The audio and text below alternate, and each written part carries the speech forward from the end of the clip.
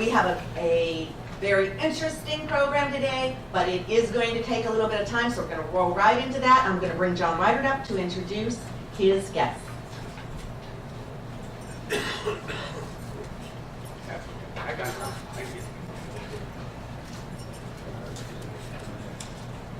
How's everybody doing today?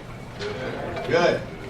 I have the distinct pleasure and honor of introducing a couple of folks that are going to be here today to present our program. Dr. Penny Bede. She has a professional life centered around the education of children. She has a PhD in educational psychology and literacy education, and as a professor from 1994 to 2010, and this is near and dear to my heart for some of the things I used to do, she was engaged in consulting in the former communist countries, Slovak Republic, Latvia, Russia, Hungary, and Romania. She also worked with educators in those countries for preschool through the college curriculum in areas of critical thinking, early childhood reading and writing, and parenthood and parent involvement. She and her husband Doug retired in Hot Springs Village in 2012, and Dr. Bede joined the Imagination Library Board of Garland County last fall. Another individual I'm very pleased to introduce, Amy Thomason. Amy's an active member of the American Cancer Society of Garland County. She's recently received an award as Advocate of the Year for the State of Arkansas Alzheimer's Association. And Amy, as we all know, is the Garland County Imagination Library member and also a past president of this particular club. So I'll bring them up and they can tell you about what they're going to do.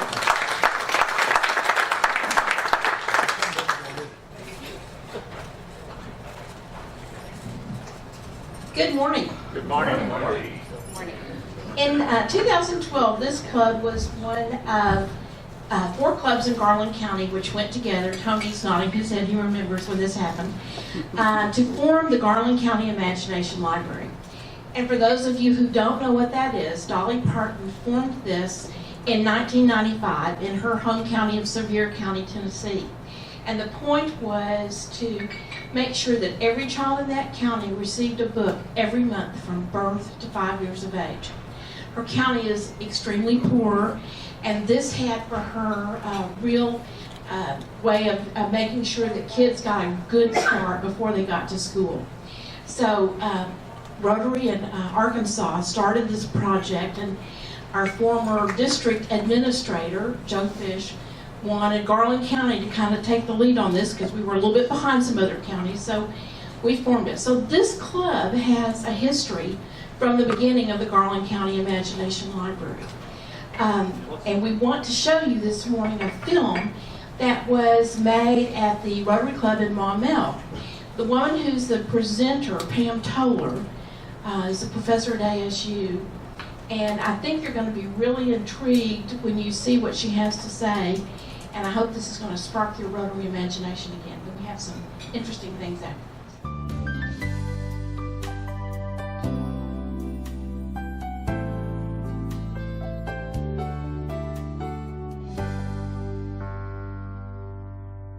I work for Arkansas State University in early education.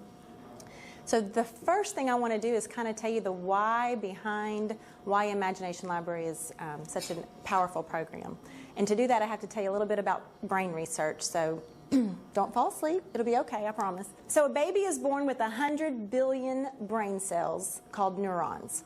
So think of it like little tiny light bulbs that are born in a child's brain, but none of them are connected. There's no wiring, there's no circuitry. They're just little light bulbs waiting to light up. When a child learns something, when they're exposed to a childhood experience, those neurons connect, and that's called a synapse. In the first few years of life, there are 700 new neural connections that happen in a child's brain every second. 700 per second. So it looks kind of like this. This is the human brain at birth, and this is the human brain on the 4th birthday. So you can see that wiring, that circuitry, that neural webbing is forming. Okay, so I want to show you, this is from the Center on the Developing Child from Harvard University. This is a graph that shows the peak of the architecture being formed. So let me explain it this way. So the brain grows, right? And it starts before birth, and it grows all the way to, do you know how old you are before your brain stops developing and actually forming its architecture? Anybody want to guess? You can't say you already heard this. Actually about 25. You're about 25 years old, and so the drinking age is, right, has nothing to do with the presentation, but I think it's a really interesting fact that we hand them their car keys at 16, we sell them tobacco at 18, you can drink at 21, and your brain doesn't stop growing until you're 25. But anyway, so all of the biology of the brain is genetic. That's going to happen no matter what. But what's not genetic are those early childhood experience, that architecture of the brain, whether it's weak or strong, whether it's fragile or sturdy, is completely dependent upon a child's early childhood experiences, those first 5 years of life. So you see, look at these graphs. The pink box is the first year. So the architecture for language, that blue peak, the architecture that forms the foundation for language, all the language a child learns later in life, is formed in the first year of life. The architecture for higher cognitive functioning, problem solving, negotiating, compromise, all those great kind of soft skills, that happens in the first 5 years of life. So think of it like this. Do you remember dial-up computer, when you had to turn on your computer and you could go load the dishwasher and come back and maybe it would be on and you could click on a page and, you know, make your bed and come back and maybe the page would load? Okay. And now you know high-speed internet, right? And the comparison. What would it be like to download a YouTube video on dial-up computer connection? Right. Frustrating. Buffer, and then it might even time out and you got to start all over, right? Now, what's it like to download a YouTube video when you have a good high-speed internet connection? You got all your bars lit up or whatever. You don't even notice, right? You just are watching the video. It's the same thing with the baby's brain. 85% of a child's personality, their social skills, and their intellect is formed by age 5. The foundation, that wiring, that circuitry, those neural connections, the synapses, 85% of that circuitry is formed by age 5. So when a child enters kindergarten, they might have a dial-up baby brain or they might have a high-speed internet brain. That kindergarten teacher's downloading the YouTube video, right? The content is the same. But what foundation she's downloading that information onto is not the same. You've got children who did not get what they needed in those first few years of life, and children who did. And it's all dependent on what those early childhood experiences are. Were they high quality or were they not? So here's just one more way to look at it. If a baby's body grew as fast as his brain, at 1 month of age, he would weigh, if the body grew as fast as that child's brain, at 1 month, any guesses? 50 pounds. 170 pounds. That's how much brain development is going on. And we know this because of the advances in technology. We've been able to map babies' brains in a medically ethical way. And so that's how we know about this brain development. Okay, so I want to introduce you to Grace just real quickly. Baby Grace, she was born, and at 4 months of age, she goes to daycare. Very typical in the state of Arkansas. Children, really, they go to daycare around 6 weeks. But baby Grace was lucky. She got to stay home for 4 months before she went to daycare. She goes about 7:30 in the morning, and she gets picked up at 5:30 in the afternoon. Very typical in the state of Arkansas, and maybe in Maumelle, probably in the Maumelle centers that are open. Let's take out 2 weeks every year that she gets to go on vacation. Let's take out a typical number of sick days for baby Grace. Let's subtract out holidays and days that the child care center is closed for professional development or whatever reason they're closed. She's there from 4 months of age until she goes to kindergarten. How many hours is baby Grace in someone else's care? A bunch. Heard that. That's a very technical term right there. 11,500 hours. And that's just a number, but that's more hours than she will be in kindergarten through the end of 9th grade. So let's put all that together for a second. You've got brain development going on. 85% of that architecture is being built by age 5. When she is spending 70% of the time that she's awake and ready to learn, she's in a child care center for more time than she will be from kindergarten through the end of 9th grade.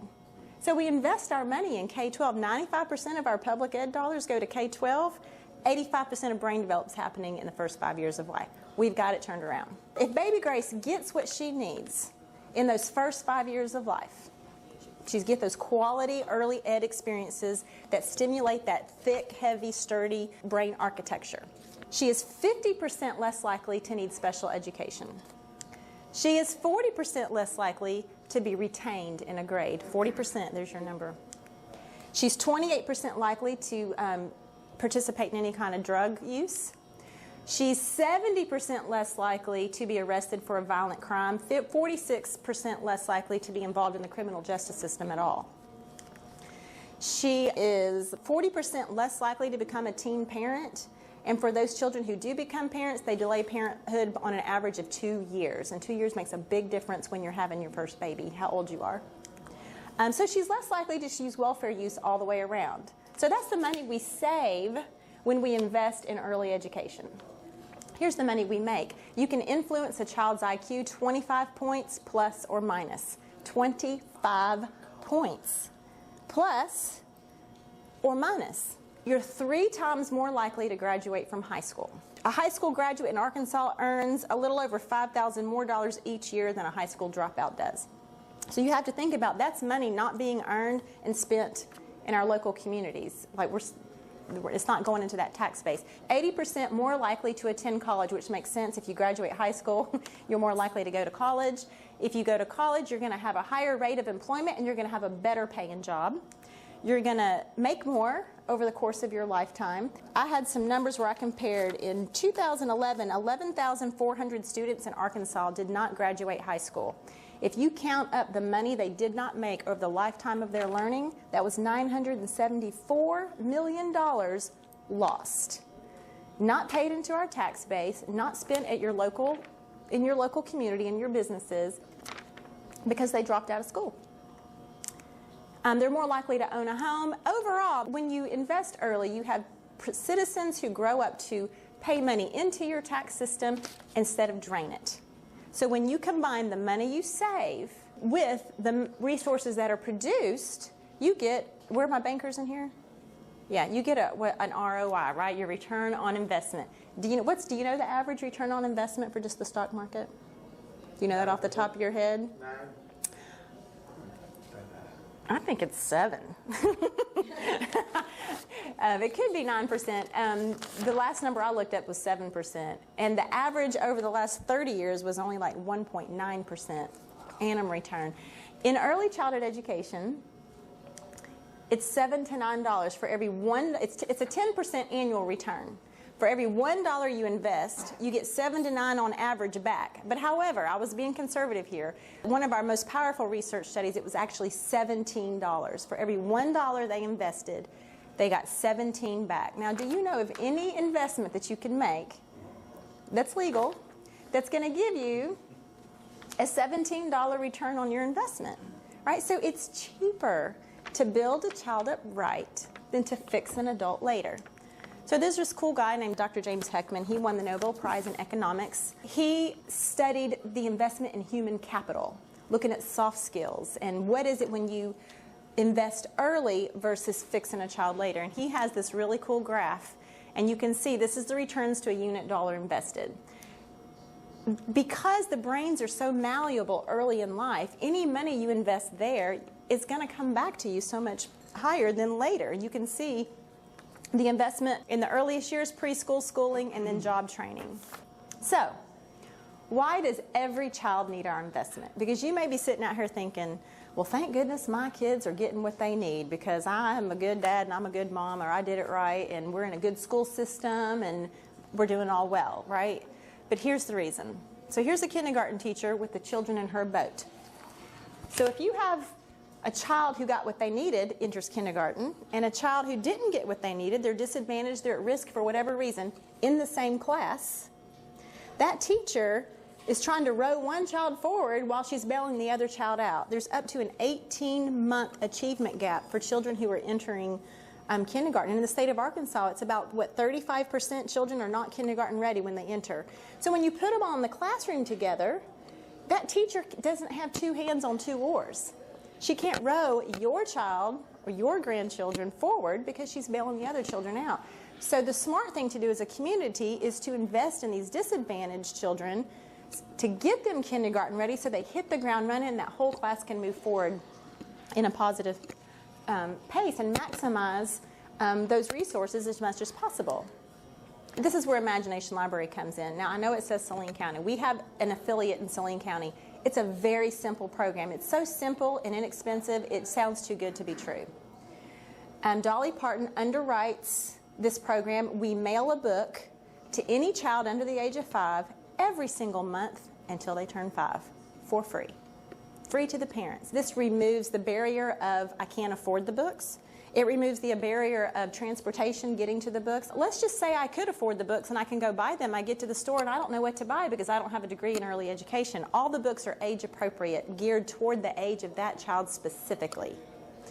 And all of that's chosen by a panel of experts. It gets into the home. I work for ASU. I have access to a lot of kids who are in licensed facilities, but I don't have access to them in their home. The mailbox, it goes straight to their mailbox with their name on it, so it's theirs. If they're twins, they each get a book. It's my book. It has nothing to do with charity because you could have 2 professional parents in a home who are too stinking busy to sit down and read to their child, but they open the mailbox and there's a book. Oh, we've just removed another barrier. It's right there in their laps. You were talking about data and the performance-based and having those outcomes. So here are some outcomes of Imagination Library.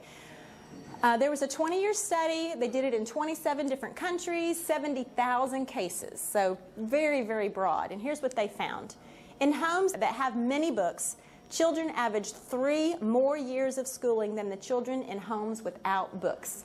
Children who live in poverty, there's only 1 book for every 300 children. Many books. What does many books mean? As few as 20. So as few as 20 books in the home was where that tipping point was for those children having a positive correlation for more years of schooling. Imagination Library provides up to 60 books. You get the book when you're born every single month till you turn 5 for free. 60 books straight into your house. And that was results of just books in general. This is a study of just Imagination Library. In children who were enrolled in Imagination Library for at least 4 months, the parents reading to their child daily goes from 29% to 59%. I don't have part of this presentation, the significance of reading aloud to a child. That's a whole other presentation about how important it is to read out loud to your child every day and what it does to their vocabulary and what vocabulary strength does to being kindergarten ready, which gets you ready for reading on grade level at the end of 3rd grade, where you switch from learning to read to reading to learn. It's a domino effect. You've got to hear a lot of words in those first 5 years of life to be a successful adult later. It sounds simple to us, but it doesn't happen in every home. So here's a stat. Children reading 3 times a week or more went from 59% to 85%. Children being asked to be read to increased to 90%. Children being observed using books independently, spending time alone, whether anyone was reading to them or not, increased to 90%. Because the books are in the home, and they're interesting, they're good books, and they're provocative books, and they compel the child to read. So here's my favorite graph. This is in Des Arc. I don't know if you're familiar. Every year when children in Arkansas enter kindergarten, they have what's called a quals inventory. The teacher administers a test that determines their kindergarten readiness. That's called the quals. So in 2005, this is Des Arc Elementary. You can see the red bar are the children who were not developed. That means they're not showing the skill at all. Developing means they're showing the skill, but they're not proficient at it. They might be showing it sometime, or they're not showing it across the day or throughout the room. It's intermittent. And then developed means they've got it. They're proficient at it. They showed the skill. They've mastered it. So you can see the 5 domains that were tested on the quals inventory. That's in 2005. In 2005, an Imagination Library affiliate started. I believe it was the first one in the state in 2000, or close, 2005. By 2009, they were fully funded, fully enrolled. That means every child in Des Arc, in that specific geographical area where we have an affiliate, was enrolled in Imagination Library. So I'm going to show you the 2013 quals inventory score. So now this cohort of children have been getting books almost their entire life by the time they entered kindergarten, okay? Watch the red bar. It completely disappeared. Now, to be fair, there's other investment in early ed going on in Des Arc. They have Head Start, they have publicly funded pre-K class, ABC, and they have Imagination Library. But early investment, and these are the Qualls inventory scores, every child was developing or proficient in those domains. That's right here in Arkansas. This just shows the developed. You can see the dark green was the developed line in 2005, and the light green is the developed scores in 2013. This community has come a long way. These kids are hitting the ground running, and that kindergarten teacher has both hands on the oars. So in general, children develop a comfort level with books early and begin to view books and themselves differently. They begin to see themselves as readers. When you change the culture of a family, I'm a reader, I read, I love books, we read, that is huge in changing who that child thinks they are when they enter school. If you love books, what if you hate books and you hate to read? I mean, the advantage is astronomical as to changing the culture of how a child believes about themselves. So what can you do? In general, you can advocate for early childhood investment policies. I don't know if you sit on boards or what you do in your community work. I don't know what you do as a club, as a Rotary. Who do you invest in? But find a way to invest in those first 5 years of life, because that's where you make the most bang for your buck. You could champion an Imagination Library affiliate. You can be the 501c3 champion and start an affiliate right here in Maumelle. There's lots of different ways you can do it and fund it. And speaking of funding, it only costs $2.08 a book. It's $25 a year. I mean, I would spend that on lunch sometimes, right? You go out or for dinner, and you've just had a whole year's worth of books for one child is only $25. And that's because the Dollywood Foundation Imagination Library underwrites so much of this program that it's so inexpensive. She contracts with Penguin Publishing and the Postal Service, so for mailing and the book. You can't even go to the post office and mail a book for $2.08, let alone buy it and mail it. It's very, very inexpensive. All of your money goes straight to the book too.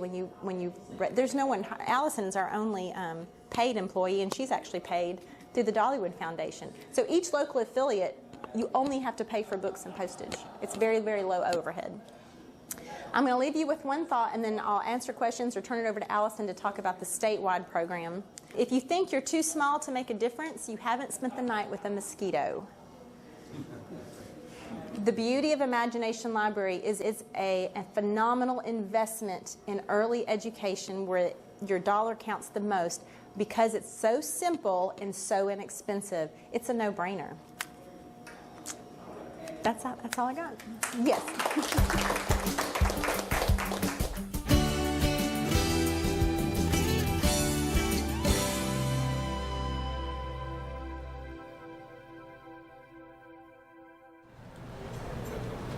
Is that not a convincing video?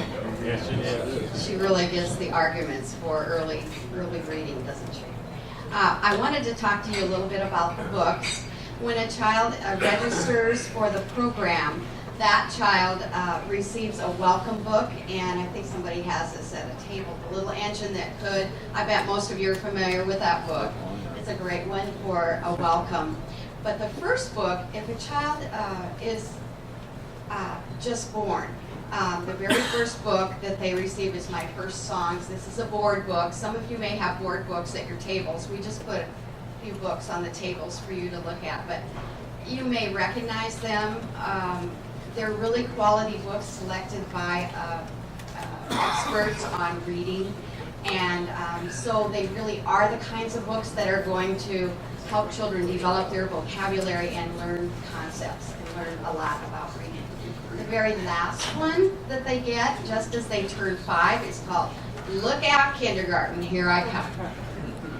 So we're really excited about the quality of the books that these children are receiving, and it's amazing to think that they have 60 books when they enter kindergarten. One other thing I wanted to talk to you about, there are parents. Well, let me back up.